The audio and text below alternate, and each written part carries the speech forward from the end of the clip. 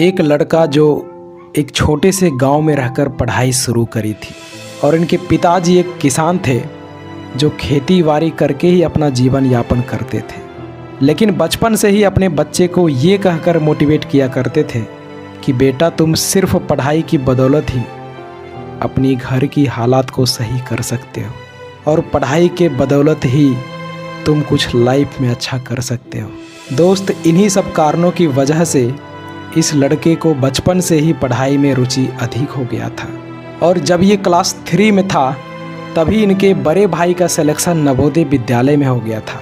तभी से इसने भी सोचा कि मुझे भी नवोदय विद्यालय में जाना है, चाहे इसके लिए मुझे कितनी भी मेहनत क्यों न करना पड़े। दोस्त, इतनी छोटी सी उम्र में जब इसके सारे दोस्त खेल रहा होता था तब ये घरों में बैठकर पढ़ाई कर रहा होता था और उस समय ऐसी स्थिति थी कि इनके गांव में बिजली भी नहीं था। केरोसिन के दिए जलाकर इसने नवोदय में जाने के लिए तैयारी शुरू किया था और दोस्त 2 साल की कड़ी मेहनत के बाद जब इसने एग्ज़ाम दिया तो ये लड़का इस एग्ज़ाम को पास नहीं कर पाया और इतनी छोटी सी उम्र में यह इसके लिए एक बड़ी विफलता थी, क्योंकि लोग इनके पिताजी को ताने देना शुरू कर दिए थे कि तुम्हारे बेटे से कुछ नहीं हो पाएगा, इसमें वो गुण नहीं है जो तुम्हारे बड़े बेटे में है, अरे इसे मत पढ़ाओ, ये ज़िंदगी में कुछ भी नहीं कर पाएगा। और दोस्त, अक्सर ऐसे गांव में ये सब समस्याएं आती है जब लोग वहां शिक्षित नहीं होते हैं और ऐसा ही कुछ कंडीशन इस लड़के के गांव में था। इस लड़के को अपने बड़े भाई से कंपेयर करके इसे कोसने लगे कि तुमसे नवोदय एंट्रेंस एग्ज़ाम नहीं निकल पाएगा, तुम बहुत कमज़ोर हो।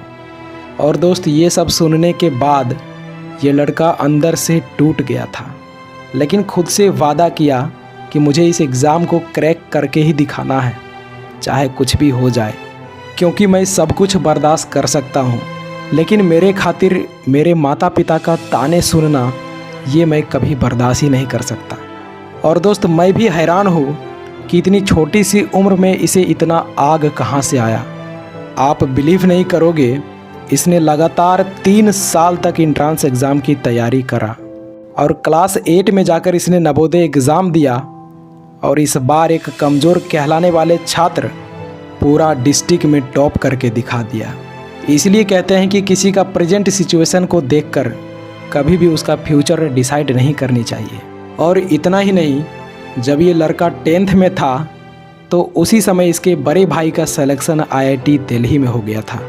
तो फिर उसी दिन से इसने भी ठान लिया कि मुझे भी IIT में जाना है, मुझे भी कोटा जाकर पढ़ाई करनी है, तैयारी करनी है। लेकिन दोस्त, इसी बीच इसके घर के हालात भी बहुत ख़राब हो चुका था।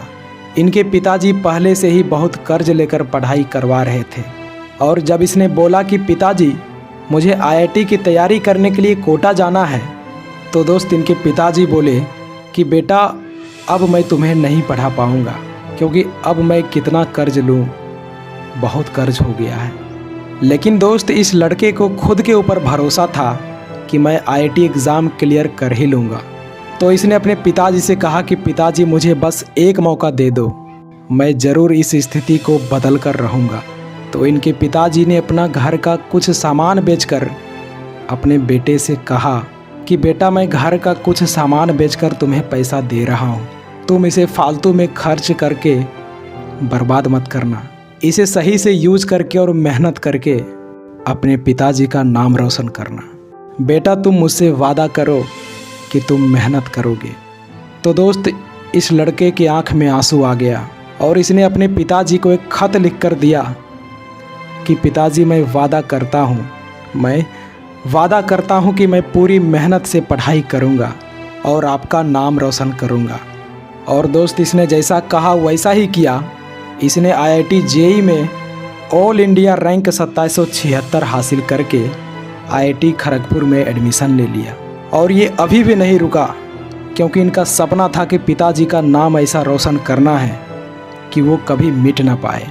और इसके बाद इसने UPSC और गेट का एग्ज़ाम दिया और इस एग्ज़ाम में भी उसने अच्छे रैंक हासिल किए। अच्छे रैंक इन द सेंस कि UPSC में उसने 10th रैंक और गेट में 23 रैंक हासिल करके अपने पिताजी का नाम रोशन कर दिया। तो दोस्त इसे कहते हैं सफलता, और ये सफलता सिर्फ और सिर्फ इसके हार्डवर्क के कारण ही से मिला है। इसीलिए कहते हैं कि कठिन परिश्रम आपको वहाँ तक लेकर जाएगी जहाँ एक अच्छी किस्मत शायद ही आपको लेके जाए। तो दोस्त आई होप इस स्टोरी से आपको बहुत कुछ सीखने को मिला होगा। तो मैं मिलता हूँ आपसे अगली वीडियो में, तब तक के लिए जय हिंद, वंदे मातरम।